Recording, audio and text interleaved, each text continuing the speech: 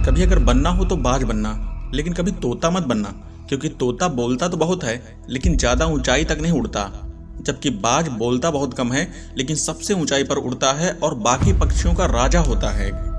आज मैं आपको ऐसे 5 पॉइंट्स बताऊंगा जो हर इंसान को एक बाज से सीखना चाहिए। नंबर 1, बाज की तरह अकेला चलना सीखो। दोस्त, बाज अकेला उड़ता है और बाकी पक्षियों के मुकाबले सबसे ऊंचाई पर उड़ता है।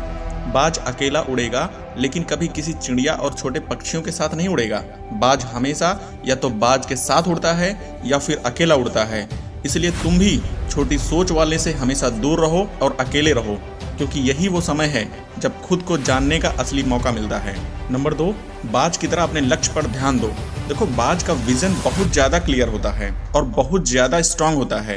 बाज अपने शिकार को 5 किलोमीटर दूर से ही देख लेता है और जब एक बार उसे अपना लक्ष्य दिख जाता है तो फिर उसके बाद रास्ते में चाहे कितनी भी मुश्किलें क्यों ना आए, वो अपने लक्ष्य को हासिल करके ही दम लेता है। इसलिए तुम भी अपना विजन क्लियर रखो और उसे हासिल करने में फिर चाहे कितनी भी मुश्किलें क्यों ना आए, पीछे मत हटो उस बाज की तरह। नंबर 3, दोस्त, बाज कभी भी मरी हुए जानवर को कभी नहीं खाता। वह हमेशा जिंदा शिकार करता है और इससे हमें ये सीख मिलती है कि जो हमारा पास्ट है वो मर चुका है, तो अपने उस मरे हुए थॉट्स पर ध्यान मत दो और अपने आने वाली ताजी फ्रेश जिंदगी पर ध्यान लगाओ। दोस्त, अपने पास्ट की पुरानी यादें जो तुम्हें तंग करती हैं उन्हें वहीं रहने दो जहां उनकी जगह है, और तुम्हारे पास्ट की जगह को वर्तमान में जगह मत दो, क्योंकि अगर एक बार तुम्हारा पास्ट तुम्हारे प्रेजेंट में आ गया तो तुम्हारा पास्ट तुम्हें कभी तुम्हारे प्रेजेंट में नहीं रहने देगा। पास्ट में तुम्हारे साथ कितना भी बुरा क्यों ना हुआ हो, वो सब यादें और थॉट्स मर चुके हैं, और उस बाज की तरह बनो जो कभी भी मरी हुई चीजों को नहीं खाता है।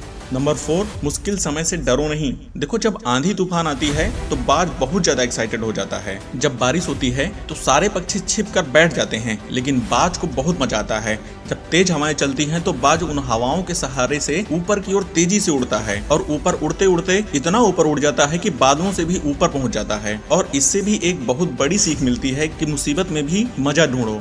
और नेपोलियन हिल ने एक बार कहा था कि हर बड़ी चुनौती अपने साथ एक बहुत बड़ा अवसर लेकर आती है। इसलिए उस बाज की तरह तुम भी अपने अवसर को पहचानो, और जिस दिन उन अवसरों को पहचान लिया फिर सारी मुश्किलें तुम्हारे नीचे होंगी और तुम उन मुश्किलों के ऊपर होगे। नंबर 5, कंफर्ट जोन से बाहर निकलें। दोस्त, बाज अपने घोंसलों में सॉफ्ट घास को हमेशा निकाल देता है ताकि जो बाज का बच्चा होता है वो उससे कंफर्टेबल ना हो सके, क्योंकि अगर वो घोंसलों में कंफर्टेबल हो गया तो वह वहीं रहना पसंद करेगा, लेकिन बाज ऐसा कभी नहीं होने देता। बाज तो एक पक्षी है और उसे भी यह बात पता होता है कि कंफर्ट जोन में कोई ग्रोथ नहीं होता है, लेकिन आप तो इंसान हैं और इंसान होने के बावजूद कई सारे लोग इस बात को समझते ही नहीं। आप जितना ज्यादा कंफर्ट जोन में रहोगे आपकी लाइफ आने वाले टाइम में उतनी ही अनकंफर्टेबल हो जाएगी। इसलिए अभी के अभी अपने कंफर्ट जोन से बाहर निकलो और लग जाओ अपने लक्ष्य को पाने के लिए।